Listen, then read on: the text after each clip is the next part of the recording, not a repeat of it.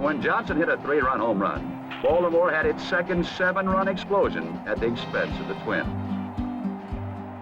Davey Johnson, the starting second baseman for the dynastic Orioles clubs from the late 1960s and early 70s, and who later managed the 1986 Mets to a World Series title, has passed away.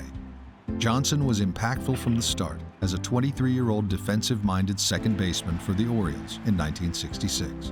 He appeared in 131 games and finished third in the AL Rookie of the Year voting as Baltimore won the pennant. He'd collected 4 hits in the Orioles' 4-game sweep of the Dodgers in the Fall Classic. Blair is there. He takes it, and the Orioles are the new world champions. In Johnson's first 6 seasons as an everyday player, the Orioles averaged 97 wins per season, won 4 pennants, and 2 World Series titles.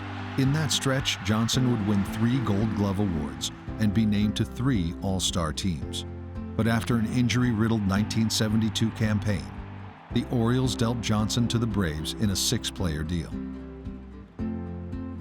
Of the trade, Johnson would later say, "It was the greatest thing that ever happened to me in baseball, and the big reason was joining Aaron," as in Henry Aaron.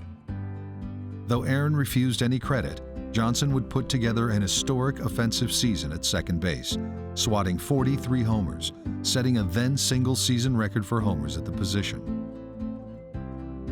He joined with Darrell Evans and Aaron as the first trio of teammates ever to hit 40 home runs in a season.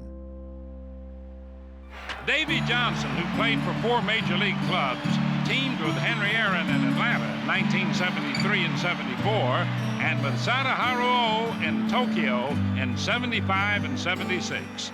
Johnson then returned to the majors in 77 and is now managing the New York Mets AA Farm Club in Jackson, Mississippi.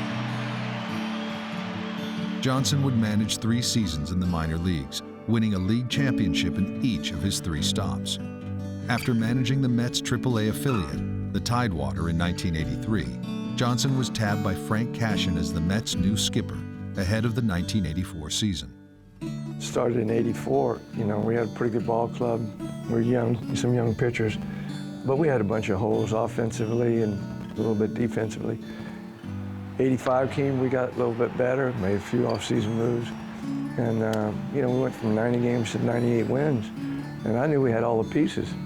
And all I did was tell the guys in spring what I knew. We were just going to dominate, and no doubt about it. It all came together in 1986 as the Amazons triumphed in an epic playoff run, culminating in the Fall Classic.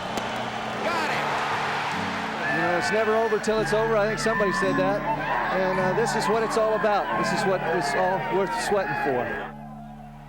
Johnson would continue to find success as a big league manager, but was never able again to recapture the magic of '86. In the 1988 NLCS, the heavily favored Mets fell to the upstart Dodgers in a 7-game series. He would later manage the Reds, Orioles, Dodgers, and Nationals, finding regular season success followed by postseason disappointment. Going back to the track, to the wall. And what happens here? He contends that a fan reaches up and touches it. Here comes Davey Johnson out to argue as Jeter comes across to tie the game. Billy Martin, Dusty Baker, and Buck Showalter are the only skippers besides Johnson to manage 4 different clubs to the playoffs. Johnson was twice named Manager of the Year, in 1997 while skippering the Orioles, and 15 years later in 2012 with the Nationals.